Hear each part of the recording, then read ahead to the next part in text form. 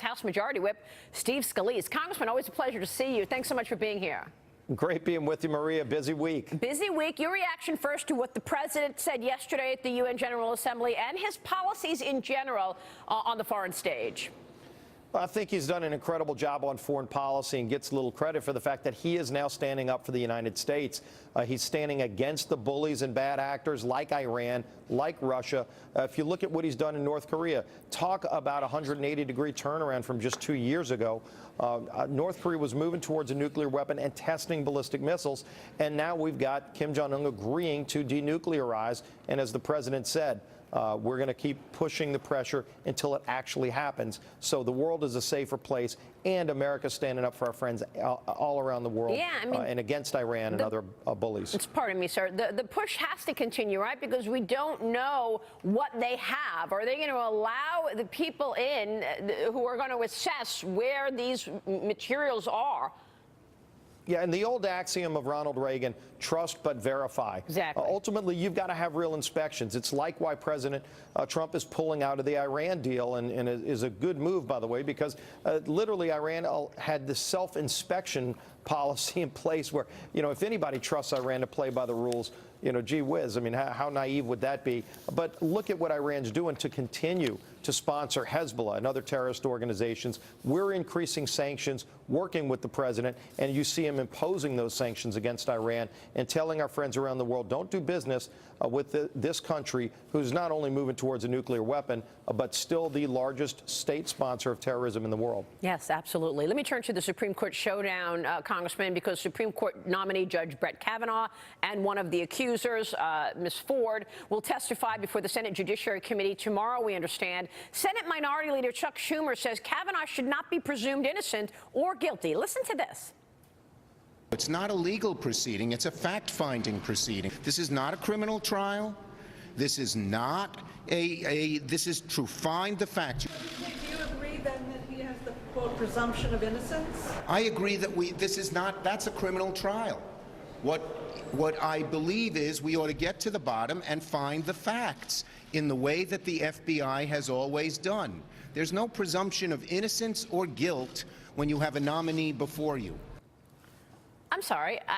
I don't understand that, Congressman. I thought we were in America, we had due process, and you were, in fact, presumed innocent until proven guilty. Yes, Maria, this is still America. We might need to remind Chuck Schumer of that.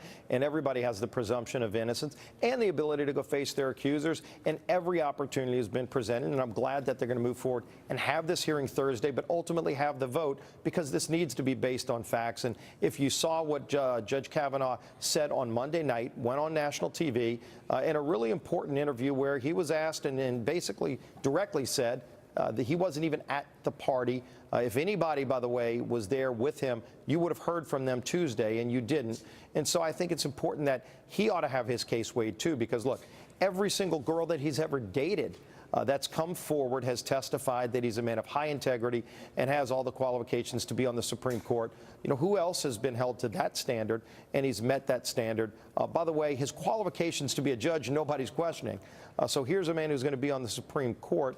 Nobody's questioned his ability to actually interpret the Constitution the way it was written, and that's that's important too. So let's have all of the facts weighed, including all of the people, and especially women who have come forward and said Judge Kavanaugh is a man of high integrity. I'm just wondering if this is delay tactics going into the midterm elections, but I'm going to get to the midterms in a moment. And by the way, Chuck Schumer made it clear from the beginning he doesn't want Judge Kavanaugh on the bench. He didn't want whoever President Trump put forward to be on the bench. Yes, that's right. He was very clear that he would do anything to stop Brett Kavanaugh. Why? It's all about this resist movement. It's Chuck Schumer's base. It's not even Chuck Schumer. He's being drugged so far to the left. You saw in New York, Crowley, who's a congressman who's not a moderate but a liberal, was beat in his own primary by a communist. Their party's being drugged so far to the left, and unfortunately you're seeing people like Chuck Schumer kind of play into that communist left base. That's not where America is. We're a center-right nation, and when you see socialism taking over their party, My goodness. It's just extraordinary, actually. All right, keeping the government open. Here we are in the week that we've all been looking for in terms of whether or not the government's going to shut down. The House is going to vote on a minibus spending bill today to avoid that shutdown. Tell us about that in terms of the debate and vote on this bill to fund two sections of government and avoid a shutdown. Yeah, and Maria, the most important vote we're going to have today is to vote to fund our defense and actually give full year funding. It hasn't happened, by the way, in I think 9 years where we've had a full year of funding for our men and women in uniform to give them the tools they need and give them a pay raise that they deserve. That's going to be a really important, strong vote you're going to see on the House floor today. Get that bill to the president's desk and get it signed into law. But will the president sign it, given the fact that it doesn't actually fund the wall? And the president said very clearly months ago, the money better be there to fund the wall or I'm not signing it. Right, and that's a separate bill. That's the Homeland Security funding bill. We don't have an agreement. As you know, I want to fund the wall in our bill in the House. We do fund the wall, and the Senate doesn't. And so we are not in agreement on that, so we're not voting on that bill today. But ultimately, we're all going to have that confrontation. But for now, let's not have our troops be held hostage to that. Democrats tried to do that, by the way, last year. And they were able to, for a few days at least, hold our troops hostage in this. Let's let our troops get their funding, continue to fight on the wall to secure our border. You continue to see people coming across our border illegally that are committing crimes and that are bringing drug trafficking, human trafficking across the border. Let's get to a rule of law like every other country. Well, let's also get some unanimity. I mean, you just said we're not in agreement on that. I just wonder the bigger issue, Congressman, in terms of being in agreement going into the midterm elections. Do you feel that you are unified on a lot of these important issues going into the midterms? For example, have enough Republicans gotten behind Judge Kavanaugh? Have enough Republicans gotten behind the president's agenda? Or are we seeing still a deep state within Congress and within government not behind the president? And is that going to hurt during the midterms? Well, you see House Republicans strongly in unanimity behind President Trump's agenda. And if you look, the biggest success we're talking about back home are how the tax cuts are working for families, for middle-class families especially.